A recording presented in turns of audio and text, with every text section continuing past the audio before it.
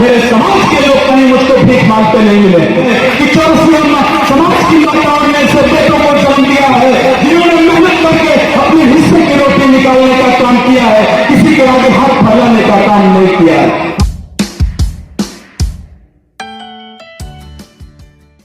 दरवाजे से गुजरता है, उसका आशीर्वाद लेता है, ईश्वर भी उसी को बढ़ाता है। और आप जैसे तमाम शख्सियत जहां आज जो हम लोगों को सुनने के लिए आई है, निश्चित रूप से कहीं न कहीं हम अपने आप को सौभाग्यशाली समझ रहे हैं कि आपने हमारे इस कार्यक्रम में पहुंच करके हमारे आयोजक मंडल का हौसला अफजाई किया है। हमारे दूर दराज से आए नेताओं को सुनने के लिए आपने अपना समय दिया है। हम आपके प्रति कृतज्ञ हैं और आपकी जब भी जरूरत पड़ेगी कभी भी आप याद करिएगा। आपके ये तमाम नेता जो आपके मंच पर बैठे हैं, आपके सुख दुख में खड़े होने का काम करेंगे। मैं फिर पुनः आपको विश्वास दिलाता हूं। दर्द जो अभी हमारे भाई साहब ने बताया कि हमको सबसे बड़ा दर्द क्या है, चौरसिया समाज पूरे में प्रदेश में चल चुका हूं, पूरा प्रदेश इन कदमों ने नाप डाला है। आपको बताना चाहता हूं, मेरे समाज के लोग कहीं मुझको भीख मांगते नहीं मिले। मुझे गर्व है अपने समाज से। कोई गरीब हुआ तो पान की गुमटी खोलकर बैठ गया, कोई गरीब हुआ तो धक्का लगाकर बैठ गया, लेकिन कहीं कोई भीख मांगते हुए पूरे प्रदेश में नहीं मिला है।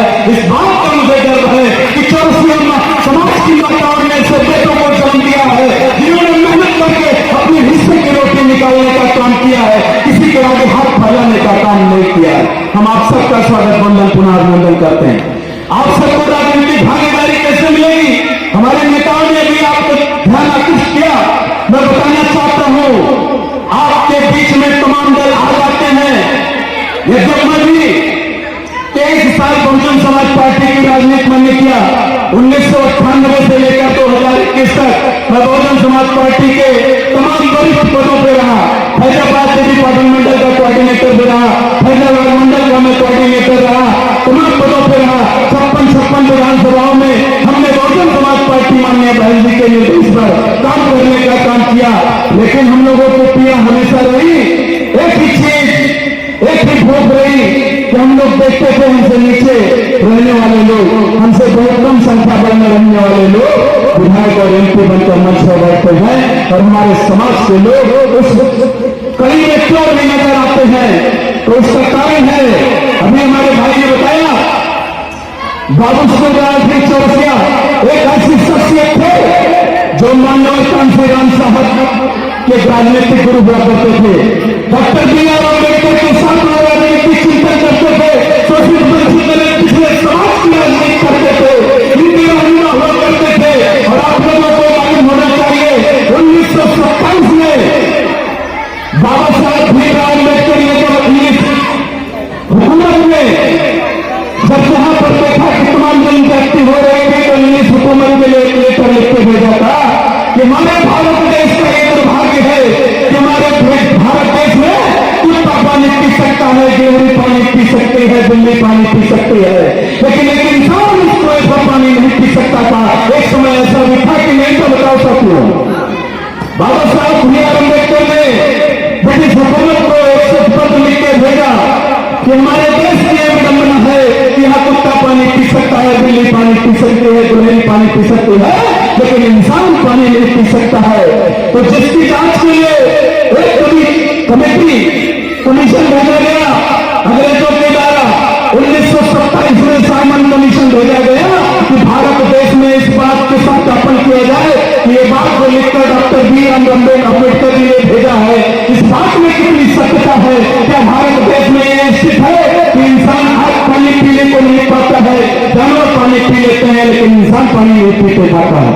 तो उस समय लखनऊ जंक्शन पर साइमन नाम का अंग्रेज और उसकी टीम साइमन कमीशन आया तो हमारे यही बाबू डॉक्टर शिवराज सिंह चौरसिया जी ने लखनऊ के अंदर उनका भव्य स्वागत करने का काम किया मेरे साथियों। और उन्होंने शोषित वंचित दलित समाज की सारी स्थिति से अवगत कराया, लेकिन बड़े ही साजिश के तहत कुछ लोग उस भीड़ में हल जाते हैं। और आपको मालूम होगा लाला लाजपत राय वहां पर इस भीड़ को उकसाने का काम करता है और उस भीड़ को दंगों के रूप में बदमाशी करा देता है। और उसी भीड़ में दंगा होता है जिसमें लाला लाजपत राय को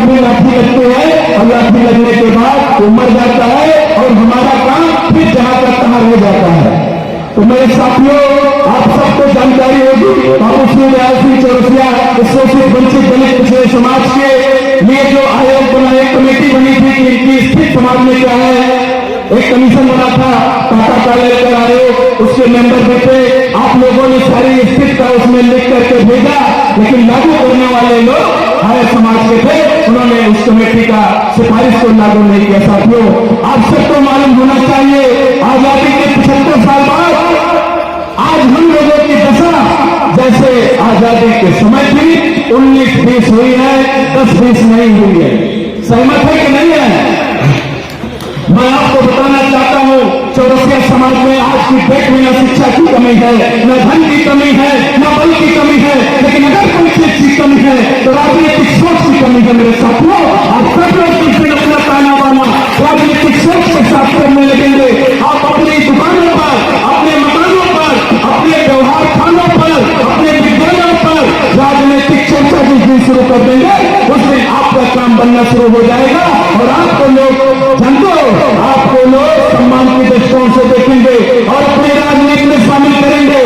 और मैं आपसे वादा करता हूं, आपको नोटिस अगर कोई हल नहीं करता है तो हमारे गांव में बचपन में एक कहावत थी कि हम खिलावा में खेल बिगड़ी, कहते थे नहीं भैया।